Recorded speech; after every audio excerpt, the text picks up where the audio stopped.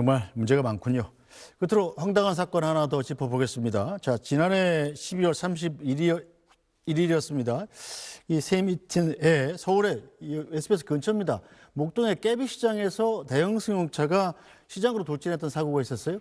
지난해 12월 31일에 서울 목동 깨비시장에 어떤 차량이 상점으로 돌진하는 사고가 벌어졌습니다. 차량이 상점으로 돌진하면서 한 명이 사망하고 12명이 중경상을 입는 큰 사고가 발생했는데 당시 운전자인 70대 남성은 이 사고로 교통사고 처리 특례법 위반으로 불구속 송치된 상황입니다. 네, 자 그런데 이 사고로 다친 사람이 12명이라고 알려졌었는데 경찰이 이 다친 사람, 피해자 중에 한 명한테 구속영장을 청구하는 일이 벌어졌어요. 이건 왜 그렇습니까? 피해자 중 한 명으로 알려졌던 50대 남성이 병원 후송 후에 2주간 입원해서 300여만 원 상당의 치료를 받았고 이 보험사와 가해 운전자 측으로부터 보험금과 형사 합의금 명목으로 400만 원을 받았습니다. 그런데 경찰이 전반적인 조사를 진행하는 과정에서 피해자의 진단서와 피해자 진술을 받던 중에 수상한 정황을 발견하게 된 것입니다. 네, 자 경찰이 포착한 남성의 수상한 정황 뭐였을까요? 이 사고 당시에 CCTV를 확인해 봤더니 50대 남성의 동선이 좀 이상했다고 합니다. 당시 상황 영상으로 보겠습니다. 피해자 중 한 명인 50대 남성 A씨의 의심스러운 행적이 경찰에 포착됐습니다.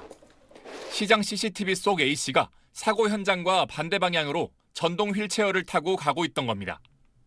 CCTV 속 A씨는 자신의 뒤편에서 사고가 난 것을 보자마자 전동 휠체어에서 내려 사고 장소로 걸어갔습니다. 이후 사고 장소 인근에 머물며 사고 피해자인 척 행세했던 겁니다. 네, 자 다시 한번 상황을 정리해 보면 사고가 나기 전에 70대 운전자의 차가 아래쪽으로 향하고 있는데 전동 휠체어를 탄 남성 그 반대쪽으로 가고 있었던 것 아니에요? 이 영상 그대로라면 그 차한테 피해를 입을 가능성이 전혀 없는 거지 않습니까? 전혀 가능성이 존재하지 않습니다. CCTV 확인한 결과 50대 남성은 차량과 정반대 방향으로 전동 휠체어를 타고 도로를 지나가다가 사고 현장을 우연히 목격하고는 휠체어에 내려서 현장으로 걸어 들어갑니다. 네.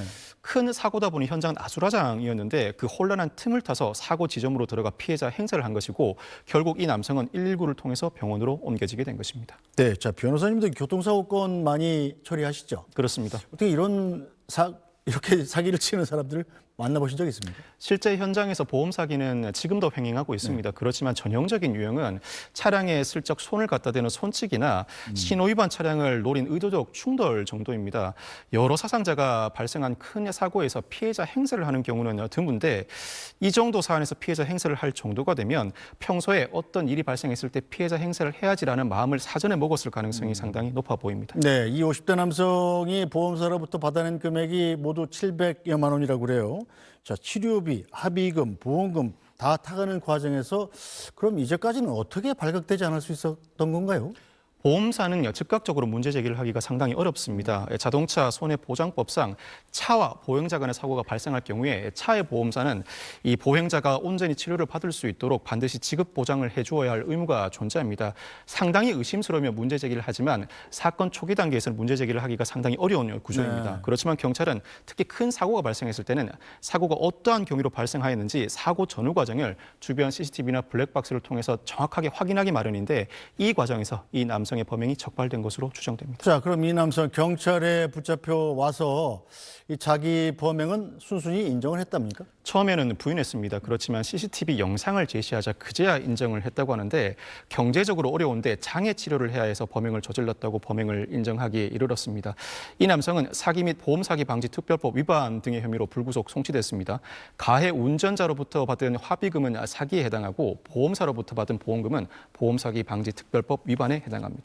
자, 이분이 지금 전동 휠체어 타고 다니는 걸로 봐서 몸도 좀 불편하고 생활고에 시달린 딱한 사정은 이해가 가는데 어쨌든 사기를 지금 맞지 않습니까? 경찰이 구속영장을 신청했다던데 이건 어떻게 처리됐나요? 사실 사기 피해 금액 700만 원 적다면 적고 많다면 많다고 할 수 있습니다. 그렇지만 사기 범행 행각 자체의 죄질이 상당히 불량해서 수사 단계에서 마땅히 구속영장이 청구될 만한 사안입니다. 실제로 경찰도 지난달에 이 50대 남성에 대해서 구속영장을 신청했지만 법원이 기각했습니다. 기각했습니다. 기각한 이유는 건강 상태를 고려했을 때 도주의 우려가 없다는 이유였습니다. 건강 상태가 아니었으면 마땅히 구속할 만한 사유입니다. 이에 따라 경찰은 결국 이 50대 남성을 불구속 상태로 송치했고 향후 재판 진행 과정에서 적절한 변제 조치가 이루어지지 않으면 실형 선고 가능성이 상당히 높습니다. 알겠습니다. 자, 오늘 말씀 여기까지 듣죠. 박성문 변호사 말씀 잘 들었습니다. 네, 뉴스 브리핑은 오늘 여기서 모두 마치겠습니다. 주말 편안히 보내시고 저희는 다음 주 월요일에 다시 찾아뵙겠습니다. 고맙습니다.